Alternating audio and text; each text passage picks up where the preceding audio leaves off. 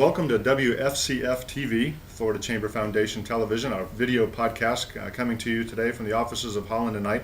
We're with my former colleague and good friend and trustee member, Eric Eikenberg. And Eric, just want to jump right in this. Want to ask you to give us some sense, now that you're on the private side of the game, if you will. Give us some sense of what you're doing now, your role with Holland and Knight, and the things that you're seeing that are on the horizon that our viewers might be interested in. Well, first, it's great to be with you, Dale. I've been here at Holland Knight now for 5 months, and I am co-chairing, along with former Governor Bob Martinez, what we call the Florida Government Advocacy Team, which is a group of lawyers and non-lawyers here at Holland Knight, firm-wide here in Florida, and we represent clients before the Florida Legislature and the executive branch agencies and regulatory matters.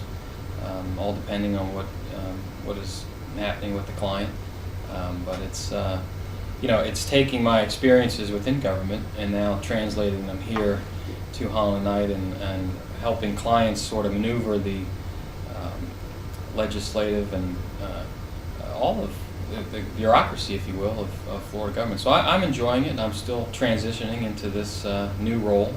But we got a great team here, and it's a wonderful firm built in tremendous Florida history here at Holland Knight. We represent a number of Fortune 500 companies, companies large and small across the spectrum, and they're worried about or they're concerned about the economic climate that we currently have in this state.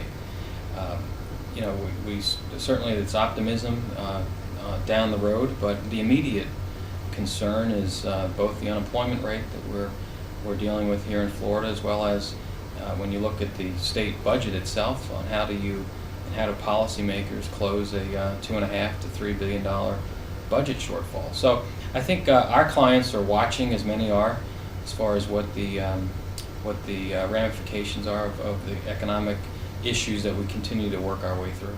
Well, Eric, it sounds like some interesting work, and you're in the right place to be doing this, again, with your background. And I want to really take advantage of that opportunity, or this opportunity, to talk to you. You mentioned about looking down the road. You've been in this role as a chief of staff in a governor's administration. What's going on right now in transition, and what are some of the key things that folks are focusing on? Really give us some sense of the inside ballgame. What's happening? Well, as we sit here today and have this discussion, there is a monumental task underway in Fort Lauderdale, and that is a peaceful transition of government here in the state of Florida. And you have Governor-elect Scott and his team, and they are undertaking. And folks may not realize, but this is a huge undertaking of building a government. And you have from Election Day until January 4th, 60 days and 3 holidays mixed in between. But you have a set amount of time to build the government. And it's not just the executive office of the governor. It's 28 or so agencies sprinkled across the executive branch, where you have to populate your people.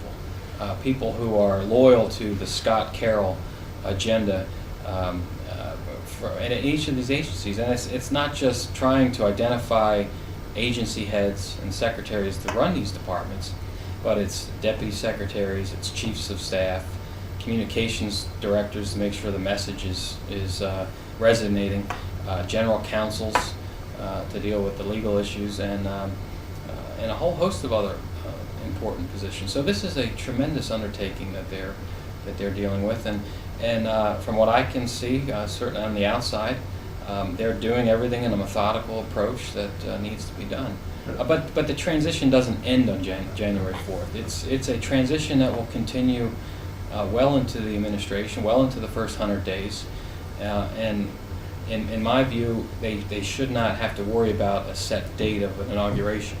It's a process that will continue to unfold early into their term. Well, not only is the governor's office transitioning, but for the first time in a long time anyway, the entire cabinet is turning over. We've got a lot of fresh faces. Give me a sense of what that means for the state and what opportunities there might be and the pressure and the perspective that those new cabinet officers are going to have as they take a leadership role. Exactly right, and as a Politico like myself, it was intriguing to watch this play out this past November. You had a complete turnover when it comes to the Florida cabinet. So you have a new chief financial officer, a new attorney general, and a new agriculture commissioner, and these individuals bring a whole life experiences within these departments and within these agencies, and they will lead these agencies tremendously well. But when you sit on the Florida cabinet, you're just not dealing with the business of your agency. You're not dealing with issues relating to financial services or agriculture and consumer affairs. You're dealing with the matters of the state. And joining the governor, these three other individuals, four folks make up the Florida cabinet, and they will deal with issues ranging from growth management to environmental concerns, veterans affairs related items, and also a large portion is dealing with the investments of the state when it comes to the state pension fund. So they have fiduciary responsibility across the board. But it is the clemency board. They meet as the clemency board, dealing with various issues relating to criminal justice. So it is a tremendous responsibility, and one that I know that each one of them will do exceptionally well. And I have to ask you, as a member of the Board of Trustees of the Florida Chamber Foundation, your perspective on the opportunity that might exist for the business community. Again, folks watching us right now have to be wondering, well, that seems so removed from what I'm doing. Can you give us any sense of how the Florida Chamber Foundation, even the Chamber, can connect with what's happening in our state to make a difference and to really evolve the state's economy? I think that the timing couldn't be better. You have a brand new leadership team coming into Tallahassee after the first of the year. You have a new crop of legislators that have just been elected and just been sworn in. So you have a golden opportunity right now, and the Chamber and the Foundation has a wonderful chance to influence policymakers not only in the short term but over a long-term period of time. Having been inside government, you get caught up with the issues of the day. You get consumed by issues that may last a day or two or a couple of weeks. So to have an organization or a group of people, leaders of Florida, on the outside who are planning policy for the state, again, both short-term and long-term, as someone who observes members of the legislature, I imagine that's a good, rewarding understanding that people are out there thinking long-term for the state. So I encourage folks, businesses that are members of the Chamber or folks that are involved in the Foundation. Here's a great opportunity to make sure that issues that affect the state are communicated quickly, because again, it's a window here of opportunity with a new team coming in.